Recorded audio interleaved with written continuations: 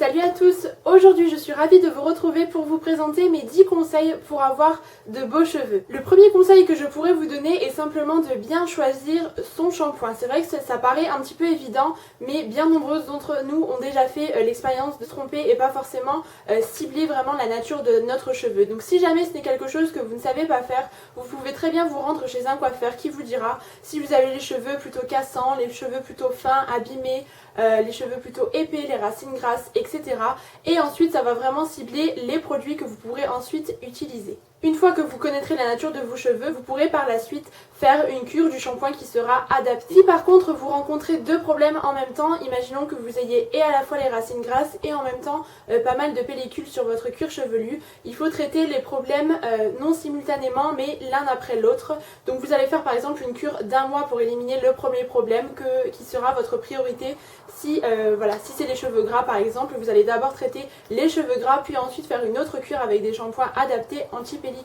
Il est vraiment primordial d'utiliser des produits capillaires vraiment adaptés à notre cheveu. Si on a les cheveux secs, on ne peut pas toujours utiliser par exemple un shampoing pour cheveux abîmés. Ce sont deux choses qui sont différentes. Donc faites bien attention à ça. L'autre chose à laquelle il faut également porter attention, c'est simplement d'essayer de changer de shampoing tous les 2-3 mois afin que votre cuir chevelu et vos cheveux tout simplement ne s'habituent pas aux bienfaits des produits capillaires que vous utilisez. Le second conseil que j'ai à vous donner, c'est de faire un unique shampoing au moment du lavage de vos cheveux, puisque parfois j'entends nombreuses d'entre vous qui disent qu'elles font un premier shampoing un petit peu pour laver et le deuxième vraiment pour avoir de jolis cheveux. Mais non, le résultat c'est que vous allez simplement agresser votre cuir chevelu, puisqu'en fait le premier shampoing va être là vraiment pour nettoyer les impuretés en profondeur et rendre vos cheveux vraiment très propres. Et si vous faites par-dessus ça un deuxième shampoing sur votre cuir chevelu qui sera déjà propre, ça va simplement l'agresser et empirer la chose. Donc vraiment cantonnez-vous à un seul shampoing, vous l'appliquez sur la totalité de votre crâne, vous massez correctement en insistant sur les zones qui sont les plus grasses. Donc moi bien souvent c'est l'arrière de la nuque, au sommet du crâne et parfois aussi derrière les oreilles, ça dépend des personnes. Moi en tout cas c'est mon cas et c'est vrai que j'insiste un petit peu plus sur ces zones là, mais masser vraiment en délicatesse afin de ne pas sensibiliser trop votre cuir chevelu.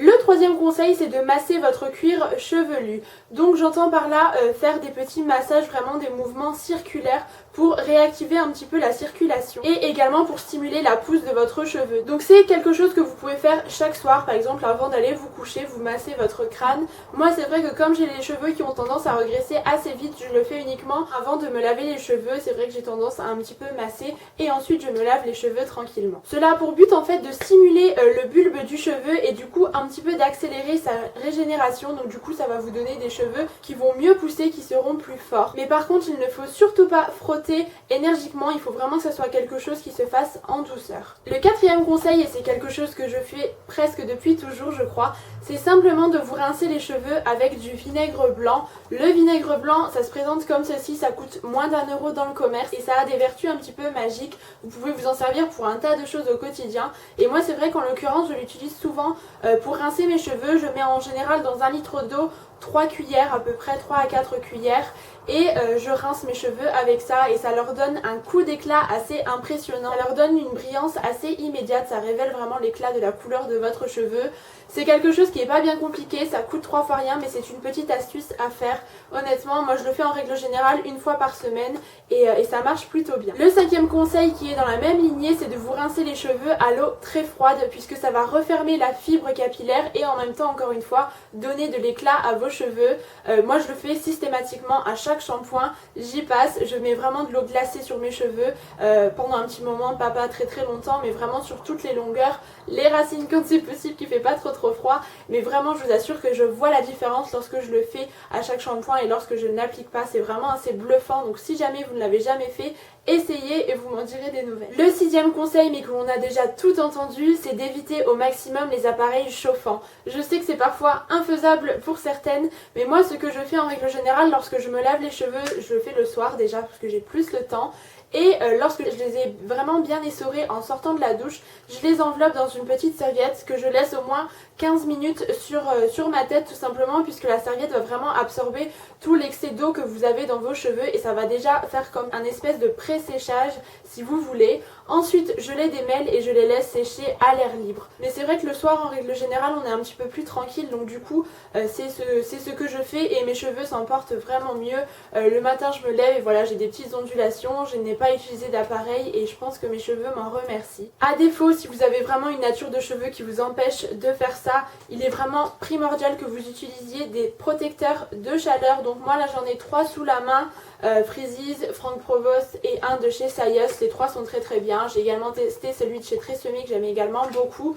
Mais voilà, si vous passez obligatoirement par l'étape appareil chauffant, ne négligez pas ces produits là puisque je vous assure qu'on voit la différence.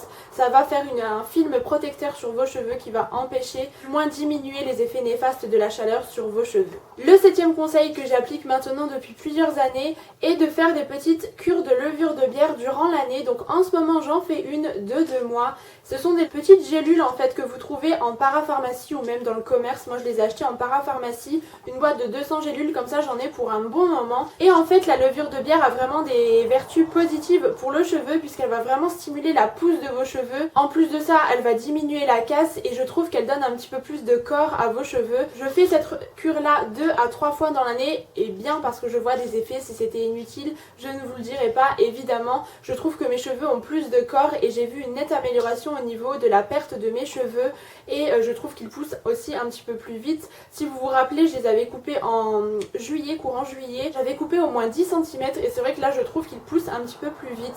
Donc voilà, j'arrive à avoir une longueur assez correcte. Donc je trouve ça vraiment très efficace. Vous pouvez prendre 3 à 6 comprimés par jour. En l'occurrence j'en prends 3 puisque je trouve que ça suffit, mais c'est vrai que c'est quelque chose qui fonctionne plutôt bien. Le 8e conseil coule de source, c'est simplement d'avoir une bonne hygiène de vie puisque tout est lié entre votre corps et ce que vous mangez, etc. Donc faites attention à votre alimentation, essayez d'avoir une alimentation équilibrée, limitez tout ce qui est vraiment trop gras et trop sucré évidemment, et faites également un petit peu de sport si c'est possible. Je vous assure que ça se ressentira dans votre corps et également dans vos cheveux. Parfois il n'y a pas vraiment de secret pour avoir des beaux cheveux en bonne santé qui soient vraiment très forts et très brillants. Il faut avoir une bonne alimentation tout simplement. Essayez également de boire beaucoup puisque votre corps a besoin de beaucoup d'eau, minimum 1,5 litre par jour, je vous le rappelle. Si vous pouvez boire 2 litres, c'est encore mieux. Donc voilà, ne négligez pas ces points-là puisque c'est vrai qu'on n'y pense pas forcément toujours, mais ce sont des aspects qui sont vraiment primordiaux pour avoir de jolis cheveux. Mon 9e conseil est de laver régulièrement toutes nos brosses à cheveux, donc ça soit des brosses à cheveux comme ceci, comme la Tangle Teaser, même des peignes, bref, tous les ustensiles que vous utilisez pour vos cheveux, même les grosses pinces pour attacher vos cheveux le soir par exemple. Tous ces petits détails-là, on n'y porte pas forcément encore attention, mais je vous assure que c'est vraiment quelque chose qui est nécessaire. Donc moi en général, encore une fois, je me sers du vinaigre blanc puisque ça va vraiment un petit peu désinfecter et retirer toutes les impuretés. N'y pense pas, encore une fois, mais lorsque vous brossez vos cheveux, et bien tout le sébum de votre tête, la pollution, la poussière que vous avez accumulée durant la journée, et bien elle va s'accumuler dans votre brosse et le lendemain, lorsque vous allez vous rebrosser les cheveux, vous allez simplement redéposer toutes ces impuretés sur vos cheveux, donc c'est vraiment bien dommage.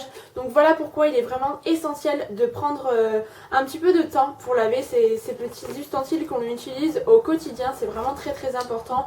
Vous pouvez les passer sous un filet d'eau tiède et mettre un petit peu de vinaigre blanc ou même les faire tremper toute la nuit. Après tout dépend des brosses que vous utilisez, si c'est des poils de sanglier etc, il faut aussi prêter attention. Mais pour du plastique par exemple comme la Tangle Teaser, il n'y a aucun souci et c'est vrai que c'est vraiment très important. Retirez également régulièrement les cheveux que vous avez à l'intérieur puisque eux aussi retiennent la poussière. Et enfin le dernier conseil que je pourrais vous donner, et je pense que c'est le plus important, c'est de laisser vos cheveux vivre au naturel. Tout simplement, laissez-les comme ils sont. Je sais que c'est parfois difficile selon la nature de cheveux de chacune, mais voilà, évitez au maximum tout ce qui est coloration, les appareils chauffants comme je vous le disais tout à l'heure, évitez de les attacher trop souvent également puisque les élastiques, les pinces etc, ça abîme vos cheveux.